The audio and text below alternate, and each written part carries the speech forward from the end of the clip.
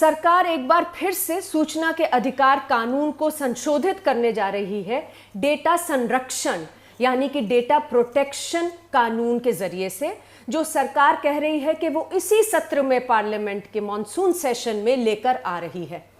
अब ये कानून कह रहा है कि सूचना के अधिकार के धारा 8 को संशोधित कर दिया जाएगा, जिससे कि लोगों की तमाम निजी सूचना जो है सूचना के अधिकार के कानून के दायरे से बाहर निकाल दी जाएंगी।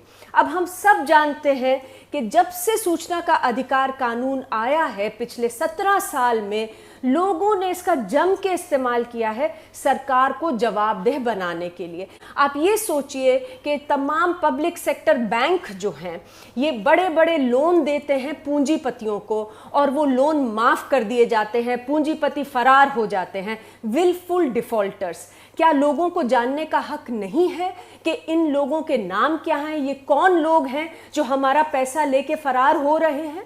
इसी तरह से लोकतंत्र में बहुत ज़रूरी है कि वोटर लिस्ट लोगों के साथ मुहैया कराई जाए, तभी तो हम उसके ऊपर मॉनिटरिंग कर सकते हैं और लोग उस लिस्ट को चेक करके इंश्योर कर सकते हैं कि लिस्ट में कोई गलत डिलीशंस या एडिशंस नहीं हुई, और इलेक्टोरल फ्रॉड को बंद कर सकते हैं।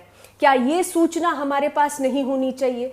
उसी तरीके से राशन, पेंशन, मनरेगा, इन सब चीज़ों में चोरी तभी होती है, स्कैम्स और करप्शन तभी होते हैं जब लोगों के पास सूचना नहीं होती कि किसको कितना राशन मिल रहा है, मनरेगा में कितनी पगार मिल रही है, किसको ठेके दिए जा रहे हैं। ये सारी निजी सूचना के तहत आकर सरकार कोशिश कर रही है कि इसे हमारी रीच से बाहर कर दिया जाए, सूचना के अधिकार के दायरे से बाहर निकाल दिया जाए। ये हमारे लोकतांत्रिक अधिकारों के लिए बहुत ही बुरा असर होगा इसका, क्योंकि जवाबदेह हम सरकार को तब तक नहीं बना सकते जब तक हमारे पास सूचना नहीं है।